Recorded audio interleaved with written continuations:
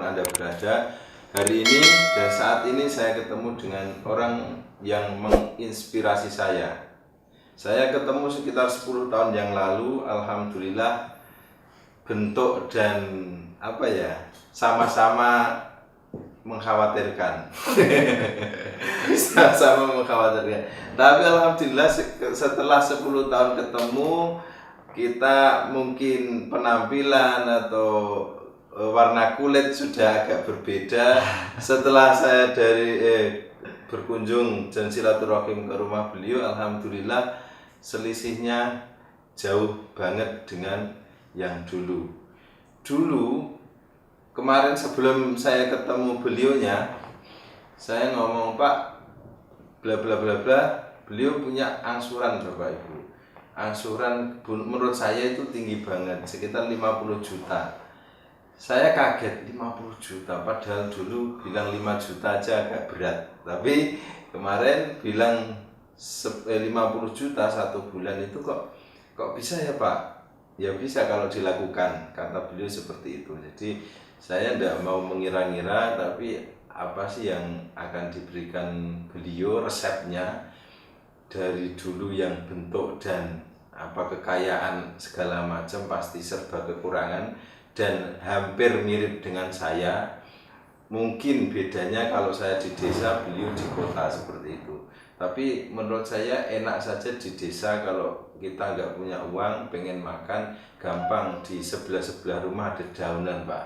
Tapi kalau di kota saya tidak bisa membayangkan kalau tidak punya uang, bagaimana kertas-kertas bisa dimakan gitu. Jadi monggo teman-teman bisa saya tanya ke beliau biar cerita kesuksesan beliau. Silakan Pak Edi Susanto menceritakan tentang kesuksesan panjenengan. Yes, oke. Mungkin tadi sama Pak Ulum dikatakan saya sudah sukses, saya jawab itu belum. Karena yang namanya sukses itu adalah sebuah pertumbuhan. Kalau sudah mandek itu ya berarti bukan sukses lagi, namanya gagal. Ya.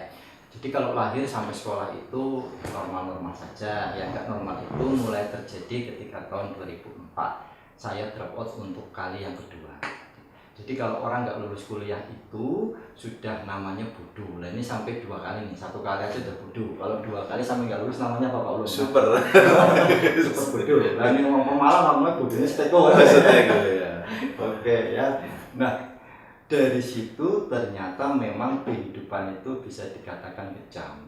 Dan kehidupan kejam itu ya tidak sekarang toh, dari dulu memang kehidupan itu sudah seperti kejam. Itu ya. Betul, kehidupan itu sudah keras. Kalau tidak, kita keras pada diri kita sendiri Pak Ulum ya.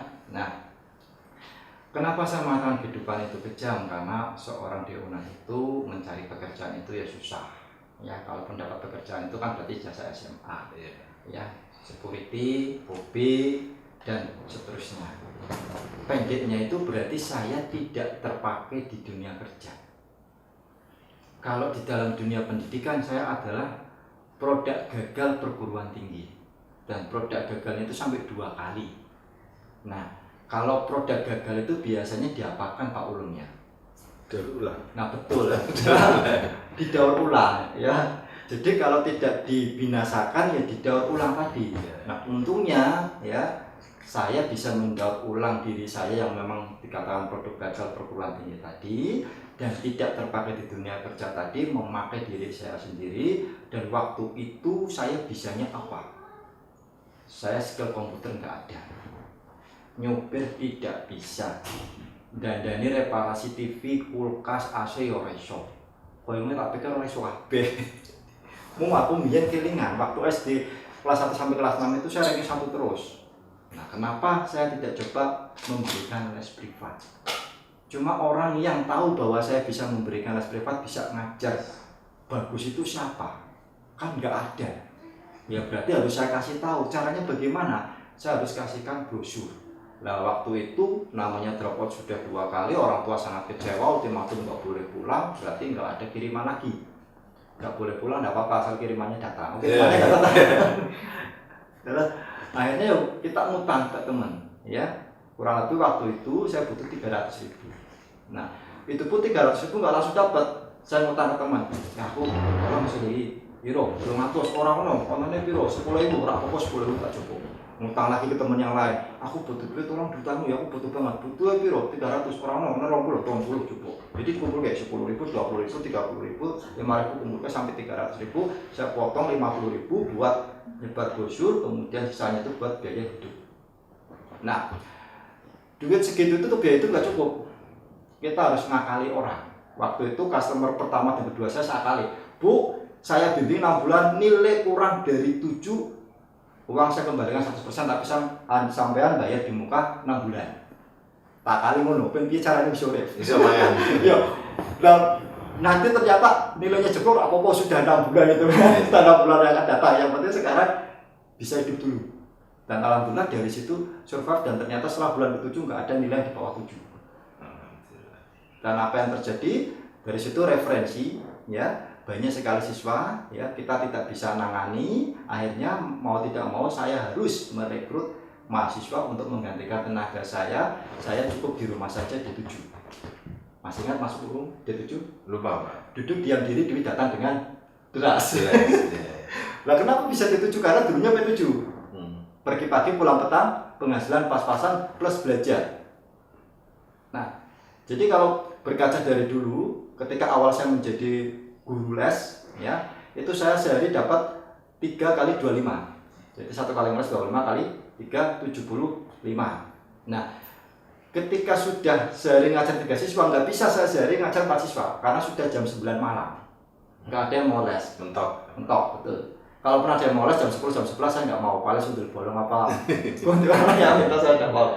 Nah, saya berpikir, iki waktuku mentok, pendapatanku mentok. Bagaimana biar pendapatannya nggak mentok? Berarti waktunya jangan dimentokin. Biar waktunya nggak dimentokin, bagaimana? Pakai waktu orang lain.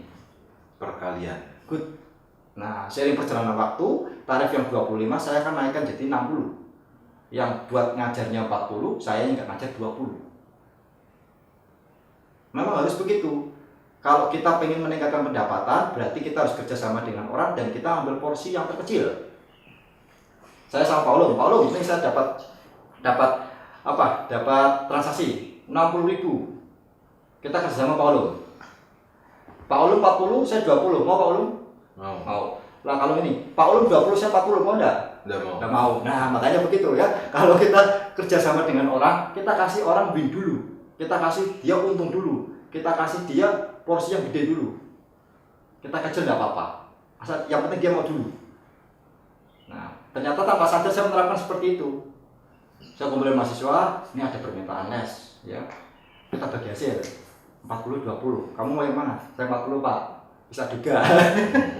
Nah, saya akan beli 20. Tetapi saya memanfaatkan faktor kalinya. Karena kalau satu hari misalnya 50 sesi, karena waktu saya nggak pakai, berarti 20 kali 50, 1 juta.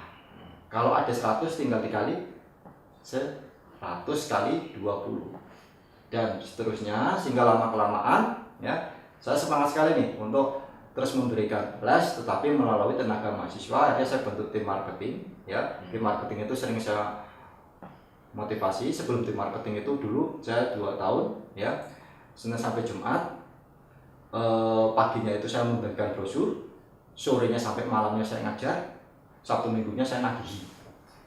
Nah, itu 2 tahun saya lakukan. Nah, setelah ternyata siswa banyak, saya nggak bisa ngajar, mulai rekrut tenaga mahasiswa dan juga mulai merekrut mahasiswa sebagai tim marketing. Saya banyak memberikan motivasi. Banyak yang ngomong, Pak, motivasinya bagus, kenapa tidak dibukukan? Nah, akhirnya saya bukukan nih. Waktu itu saya bingung ngirim fotokopi bagaimana. Oh, ternyata harus pakai email. Saya nggak bisa email dan nggak ada email. Saya panggil mahasiswa untuk ngajarin saya. Akhirnya saya email terbit buku tersebut, dan pada saat itu ada sebuah perusahaan network marketing mengadakan acara yang besar. Buku saya itu dijual di situ ketemu sama Pak Fauzi. Pak Ulum waktu itu ada nggak ya Pak? Ada. Cuma waktu itu kenalnya sama Pak Fauzi dulu. Nah, kemudian dibawa pulang ke Jepara sama Pak Fauzi, ya kita ngadakan kelas rutin. Itu ada Pak Ulum juga. Nah, dari situ persahabatan sama Pak Ulum itu timbul tenggelam. Seperti roda ekonomi yang timbul tenggelam. Nah, untungnya yang saya syukuri dari Pak Ulum itu begini, ya. Jadi persahabatan timbul tenggelam itu, Pak Ulum itu nyedaki saya, Pak Ulum itu butuh saya, Pak Ulum itu ke saya itu kalau dia dalam kondisi yang banyak duit, yang senang, tidak susah tiba-tiba datang utang. Nah, yang saya syukuri di situ. Padahal kan banyak orang sing biasanya konco, kowe nek lagi senang, lagi sukses lali, nek lagi susah moro. Lah ini orang aneh ini berbalik gini. Wali aneh. Tapi saya tidak sadar itu. Tidak sadar itu. Yang biasanya, oh, aku biar kok lalike lagi kowe senang, saya susah malah rene. Lagi dibalik. Nek nyusah ngumpet tapi nek senang moro. Nah, ini alhamdulillah saya senang nih punya teman seperti ini, kayaknya itu belum ada duanya. Iya, butuh yang lain juga lagi. Butuh Ya, tambahan. saya juga belajar sama Pak Ulum, ya. Jadi selama 10 tahun ini saya analisa, ya. Leader di sebuah network marketing, ya. Itu biasanya satu, menjadikan network marketing tersebut itu sebagai batu sandungan. Biasanya ini leader yang gagal. Ngalek-ngalek, wah produk larang ora karuan. Sistemnya ngel, upline-nya nggak peduli dan sebagainya. Itu menjadikan perusahaan network marketing yang mitra dia itu sebagai sebuah batu sandungan, dielek-elek. Nah, Pak Ulum nggak masuk yang ini. Biasanya ini leader yang gagal, menjadikan perusahaan network marketing sebagai batu sandungan, dielek-elek. Jenenge dielek-elek tapi tetap elek, apa menelek. Nah, yang kedua, ada yang menjadikan leader yang menjadikan perusahaan network marketing itu sebagai batu hiasan. Nah, sebagai batu hiasan itu artinya apa? Kebalikan dari yang tadi batu sandungan, ini batu hiasan itu dipuji-puji. Iki rumah bonus dari network marketing tadi. Ini mobil saya beli dari bonus network marketing tadi. Ini istri saya dapatkan juga di pertemuan-pertemuan network marketing tadi. Makanya sejak saya beristri saya tidak ada pertemuan lagi. Kenapa kira-kira? Takut dapat istri Takut lagi. kenapa? Nah, ini tipe yang ketiga nih. Yang satu tadi jadi batu sandungan, udah karena dia ini gagal. Sebenarnya orang gagal itu lebih pandai bicara daripada orang sukses. Ono wae alasannya si metu. Ono wae kejelekan yang bisa ditampilkan. Jadi ngomong gagal itu lebih pandai ngomong daripada orang sukses. Nah, kemudian tadi batu hiasan, dipuji-puji. Nah, ketika perusahaan network marketingnya itu turun atau bahkan tutup, kalaupun nggak tutup pasti ada siklusnya. Yang pernah naik pasti nanti turun. Dia ikut turun juga, pendapatannya, asetnya juga ikut turun, pujiannya juga ikut turun. Nah, yang ini unik. Ini bukan batu sandungan, bukan batu hiasan, tapi batu lompatan. Karena saya melihat sendiri, ya. Jadi dari bonus-bonus yang didapat dari network marketing tersebut dijadikan modal, ya, untuk bikin apa? Misalnya bikin apa, Mas, travel Mas itu ya, beli highest dan sebagainya. Nah, kemudian dikembangkan lagi, ya. Untuk mulai apa? Mulai merambah ke YouTube, jadi selebritis nanti ya Mas ya. Amin. Oke. Kemudian ke depan, barangkali jodoh sama saya mungkin bisa buka ya pelatihan khusus untuk ya mitra-mitra di perusahaan network marketing. Apakah itu pelatihannya bisa offline, bisa online? Karena Pak Ulum ini punya pengalaman praktis sampai level puncak di perusahaan network marketing. Kalau saya konvensional, kalau dipadukan bisa jadi jos. Nah, kembali tadi mulai dari guru les, bimbingan belajar, buku. Nah, buku ini ternyata banyak pimpinan perusahaan yang membaca kemudian memanggil saya. Ya, sehingga jadi nambah nih poligami pendapatannya selain dari bimbel, dari royalti buku, juga dari fee seminar. Ya sampai saat ini Mas Ulum. Jadi ada 3 nih, poligaminya 3. Paling enggak kalau di Islam minimal 4 ya. Kurang satu berarti. Saya lagi cari lagi nih. Mungkin Bimbel, nanti buku, dari sebentar. Just TV mungkin. Gitu Pak Ulum. Oke, siap. Itu ulasan sedikit Bapak Ibu karena pengalaman dan pengetahuan beliau banyak. Karena 2 kali DO itu berarti pengalamannya banyak. Kalau sekali langsung lulus berarti pengalamannya kurang. Kira-kira seperti itu berarti. Tapi Bapak Ibu kalau Anda penasaran maka saksikan terus, klik subscribe dan tekan tombol lonceng. Kalau pengen setiap hari Anda mendapatkan motivasi dari Bapak Adi Susanto, yang penting gratis. Mau kan? Gratis. Klik subscribe-nya, subscribe dan tombol lonceng. Saya tunggu Anda order Pak Adi Susanto. Jos.